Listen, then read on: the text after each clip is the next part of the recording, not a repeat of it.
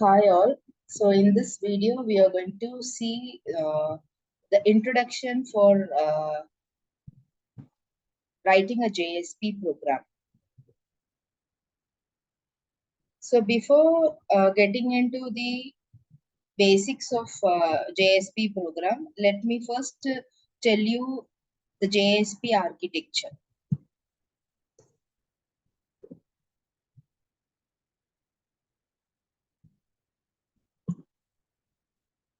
Look at this diagram.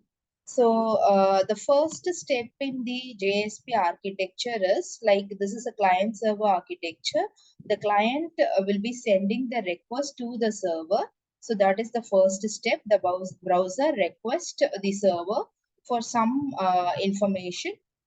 The request is sent through HTTP request, and the server on receiving the request sends the request to the Java engine. So inside the Java engine, like if needed, the Java engine will read the JSP file. So after reading the JSP file, the JSP will be converted into servlets, and then the servlets will be compiled and loaded. Then after the servlets are loaded, the Java engine will run the servlet and will generate the HTML. That is, the request is processed and the response is generated in the form of the HTML.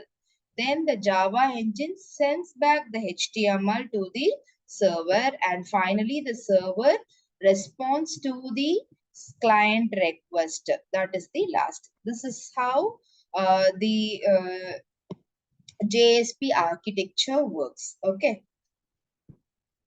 These are all some of the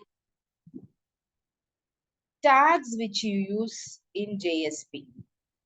First is the declaration tag.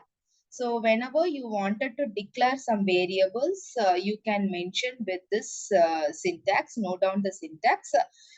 This is like percentage symbol, exclamatory mark, the data type, variable name equal to value.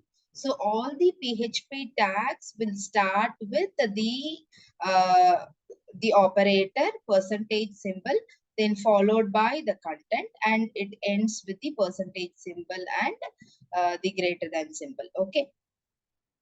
So like when you wanted to import some classes, then you can use at page import is equal to whatever package you wanted to import, you can specify within double quotes.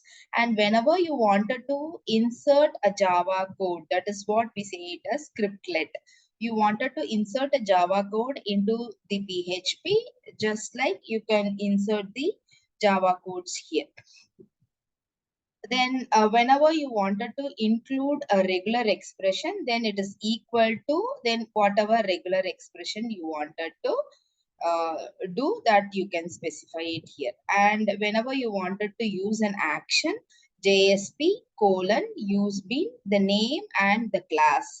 So this is how you perform some actions using PHP. These are all some of the tags which you use in PHP.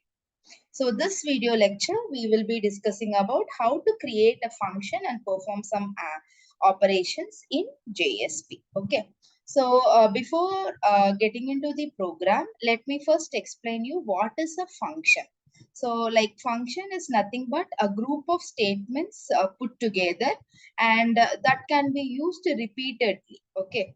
Sometimes in other the other way you can call the function is subprogram, procedure, or subroutine.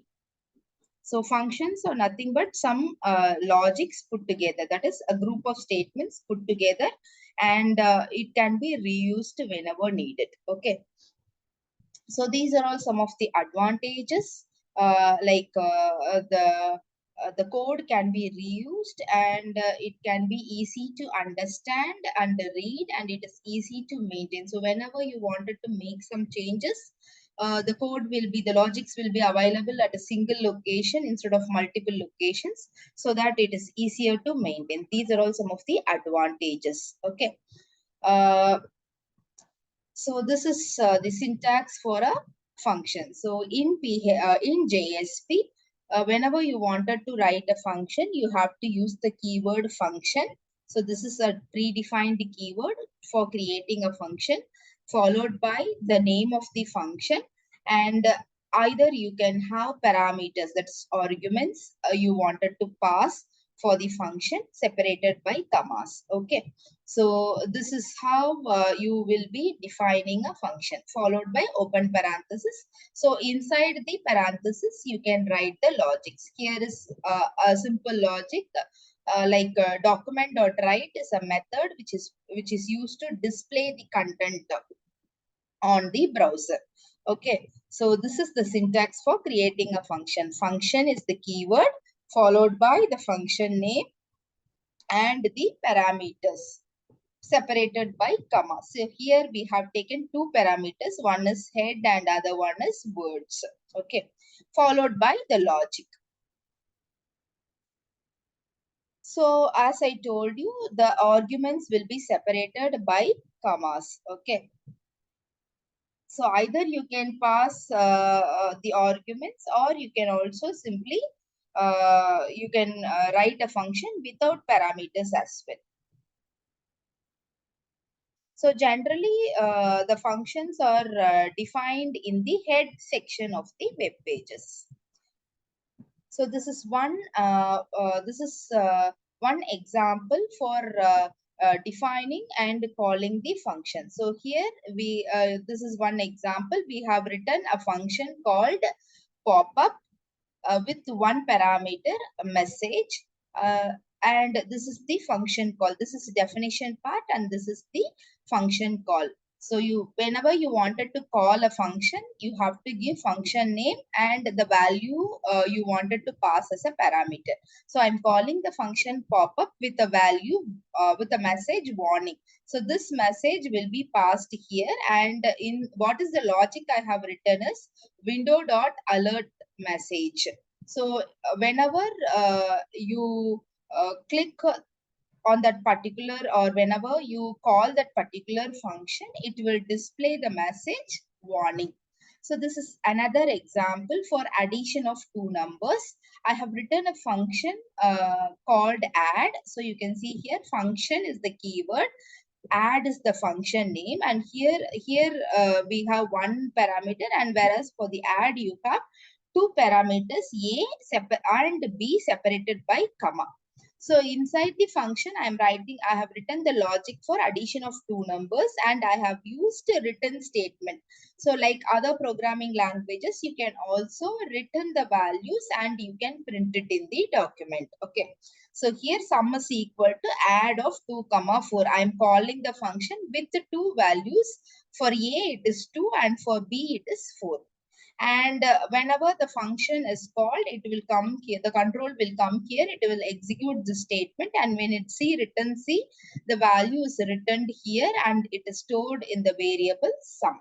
When I give document.write, this is like a print statement, it will print the value, that is 2 plus 4, 6 will be printed. So this is another example for finding the factorial of the program. The previous example, we gave the input directly, whereas this one is an example where the input we are going to read from the HTML form, and the output we are going to display in the browser itself. Okay, so whenever you wanted to read the input through the HTML, we will be creating a form. So for creating the form, the tag is form, and in action, as I told you, whenever you wanted to call a JSP file, you wanted to link a JSP file with the HTML, you can use the tag called, the attribute called action. For the form, I am giving the action is equal to factorial.jsp. So here in the form, I have created one text box for reading a value for the n and one submit button. So when I click on the submit, when I give some value for the n and click on submit, it will find the factorial of the given number. So this is the JSP file. The previous one is the HTML file. To create a form like this, you can look at the output screen here. So the previous code index.html will help you to create a form like this. Enter a value for n and a text box followed by a submit button. So whatever value you give here, and when you click on the submit button on the browser itself, it will display the factorial of the particular number. So this is the JSP code. So when you click on the form action, what we have linked is we have to execute factorial.jsp, and this is the factorial.jsp file. So here I have declared, this is a declaration tag. In the declaration, I am writing the function definition part. Okay. And this is the scriptlet tag. In the scriptlet tag, I am calling the function. Okay. So here I have created a function called fact, and I have written a logic for calculating the factorial. So whenever you wanted to read an input from the HTML form and perform some logic in the JSP, you have to use request dot get parameter. Request is a predefined object, and get parameter is the method to read the input from your HTML form. Okay. So whatever input you give in the HTML form, that will be retrieved and it is stored in a variable str. Then I am calling the function fact of that particular value. Okay. So when this function is called, it moves on to the function definition part. It calculates the factorial value and returns the value. And this is the tag for displaying the expression, that is the result. So whenever you wanted to display the expression, it is equal to the the variable name. So equal to result is going to display the output, that is the factorial of the given number. Okay. So I hope you understood how to declare a function using JSP. What are all the basic tags you need, and how to declare a function and call a function in JSP. Thank you.